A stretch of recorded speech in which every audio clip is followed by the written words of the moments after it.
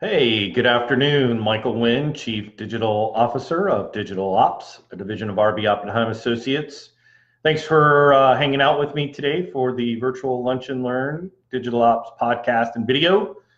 Today, I want to talk about something, a reoccurring theme that seems to be coming up more and more with regards to digital marketing return on investment. And I think what we all know now is that paying to play in the attention game is essential. I mean, there's really no way to compete organically when it comes to digital, whether that's through SEO, blogging and trying to keep information out there, organic posting on various social media platforms. I mean, yes, all of those are pieces, but to really garner massive attention, market changing, needle moving attention, you have to pay to play. So you've got to have ad money behind your content in order to play the game. The question is, which platform is overpriced or has inflated pricing, and which platform has undervalued pricing? So based on analytical data that we've seen with our clients, as well as reported data from other agencies, there's a huge disparity right now between a couple of the major platforms. There's no doubt that from probably the year 2005, 6 through 2012, Google AdWords was absolutely the platform of choice. Amazon.com leveraged that undervalued pricing for that and became the largest e-commerce retailer in the internet world today. No doubt. Interesting enough, in the last few years, one of the largest AdWord dollar budget spenders recently, in the last 14 to 18 months, who's pulled out major significant buying on Google AdWords, is Amazon. So that's very interesting. And I think that when you start to look at some of the analytics behind pricing, when it comes to what advertisers are paying on that platform, you start to see why attention is overpriced on AdWords and underpriced on Facebook. So here's the situation. Many people, many companies, are solicited by Google through a postcard or an email. They get $100 free credit on, for opening an account with Google AdWords and getting started. And so it's a great opportunity to, try it out. The problem is that, they don't know what they're doing, but they get started, they throw some money at the market, and spend their money. The problem is that when they do that and they're not properly prepared, they actually cause price inflating. And here's why. Google, in your ranking, when you are placing ad dollars and you're bidding on a specific title or phrase, one of the factors that they use to rank which ad goes in ranking 1, ranking 2, ranking 3, and again, I'm talking about the ad space above the map packet, not talking about the organic listing, I'm talking about the top part. So one of the factors that factors who gets first position, second, and so on, has to do with quality score. And in Google's mind, quality score has, really factors of, number one, is the content relevant based on the query that the person puts in? Number two, does it have, is it mobile friendly? Is the landing page mobile friendly? Then number three, is there any historical click-through rate information available on that particular advertiser's account? So these are three pieces of information that are taken into consideration. Not to mention, what type of search is it, is the campaign set up, whether it's broad match, or what are the different types of matches. And what happens is when your ad, number one, is not relevant, for instance, let's say you were a roofing company and, you were, bidding for the word shingles in Tallahassee, and someone typed in shingles for children and they lived in Tallahassee. If you didn't have the negative word campaign set up to exclude that type of phrase, because you don't mean shingles like you get on your skin, you mean shingles on your roof, then your ad would show up incorrectly and would be irrelevant. But because it shows up and because you've bid on that keyword at a value dollar, then your bid actually caused the price of the shingle ad word to go up, and so others are having to bid more to get above your bid, even though you weren't trying to bid for shingles. So the guy that really does want is a medical clinic who wants shingles as the medical term. You're actually causing his rate to go up when he shouldn't, and that has a domino effect on your ad buy, which causes an inflation and an unrealized, it's not realistic. So those prices are inflated.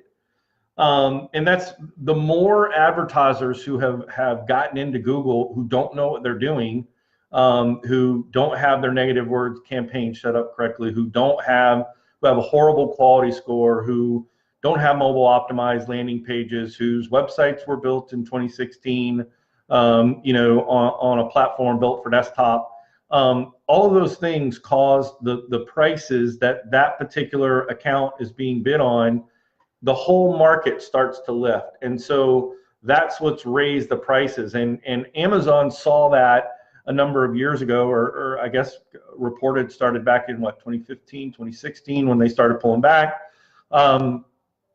Meanwhile, on the flip side, on the Facebook side of things, what has happened is, you saw a lot of people getting into Facebook and starting to advertise, and they saw some great results. The word got out, people started putting, money in. But a couple things have happened. Number one, I think we saw when Zuckerberg went and testified in front of Congress, there was some negative publicity about what they did and how they did it. But regardless of that and how they behaved, and privacy issues related around that, the truth of the matter is a lot of people pulled money out. And guess what happened when that happened? The price of attention on Facebook ads and Instagram ads went down. And we're still at that mark. And here's the other thing. Advertisers who are putting ads on Facebook, traditionally, not everyone, but a large group of them, because again, they don't know what they're doing and they've heard that it's a good idea, and they slap their credit card in their account and they start running some ads and they start getting traffic. They start seeing their website traffic go up for sure. But the value still, that's not impacted the way Google AdWords is impacted, right? So smart advertisers on Facebook, what they do is they don't take that singular piece of content like the TV commercial and try to blast that TV single ad out to all the different audiences. What they do is they take that call to action, product placement or service placement, whatever it is, and they contextualize the ad, creative and visual, towards the very specific ad group target audience that they're trying to reach. And they do that through information that they've garnered through their data of who likes our product, male, female, young, old, middle age, millennial, Gen X, baby boomer. They break down all these different segments, and then they break down all these interests, and then they do multiple creative sets with smaller budgets as a part of an overall campaign, which drives the cost per transaction down tremendously. I mean, we're literally seeing pennies on the dollar, 1, 2, 3 cents per engagement on Facebook ads. That is crazy cheap, guys. So yeah, I get it. When you're searching and you don't see your name at the top of the list, I get that can be painful. And so I'm not saying you abandon that completely, but understand when you're trying to calculate your marketing return on investment, understand that you are paying an inflated price to be on that platform because of quality score, and Google doesn't care. And they put out all the educational material out there to try to educate advertisers on how to create and have an effective quality score on your ads. They have free material that you can go and you can read and you can learn about it. There's classes that are available that you can take for, 10, 20 bucks. So there's so much information that's out there, but people don't have the time. They don't have the patience. And so they just throw stuff up there. And so that is really something that if you're thinking about digital marketing and you haven't done it in the last couple of years, maybe you've dabbled in Facebook and didn't get the results that you wanted, well, it's probably likely because you didn't have enough pieces of creative running at the same time. When you have multiple pieces of creative segmented to your segmented groups, your various target audiences, you get insight into what's working and what audiences is really paying attention. You don't get that when you send out that single, perfect, diverse picture with all the different, rainbow color representation of everyone on the planet, which is good. And we love diversity and we want to recognize, all the different, folks, but why not present the information to them and understand who they are and understand their behaviors? And as we're not talking about racism, we're not talking about ageism, we're talking about understanding your consumer, what they like, and what are the variables between all the different, segments, and having representation for all those. So that's what I wanted to talk about today, guys, is just really understanding that right now the bottom line is we are paying inflated prices for Google AdWords. And it's a solid platform, but at the same time, we are paying inflated prices because of the amount of people who are out there who are placing ads who have no idea what they're doing. And on the reverse, we're seeing grossly undervalued prices in Facebook and Instagram right now. And you're smart to put a larger part of your budget in that.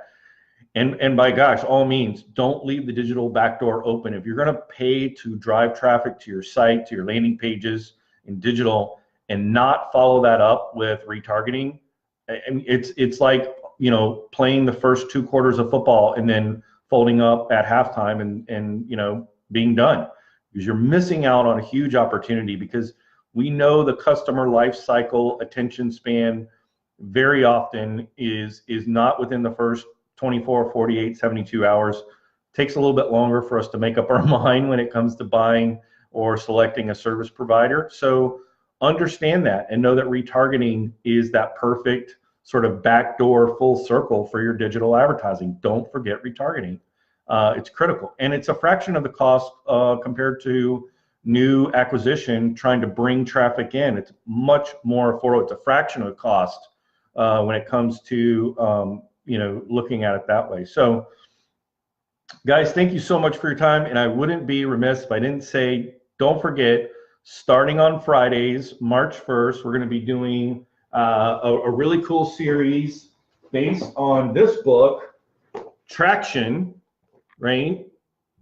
Ooh, yes, Traction by Gino Wickman. Very excited to talk about this book and share with my good friend Katie Lilly as we go through every Friday and talk about sort of chapter by chapter and how as small businesses, what can we learn from this national bestseller book. Can't wait to share that with you guys. Again, thank you so much. My name is Michael Wynn. I am the Chief Digital Officer at Digital Ops, a division of RB Oppenheim Associates, and we'll catch you guys tomorrow.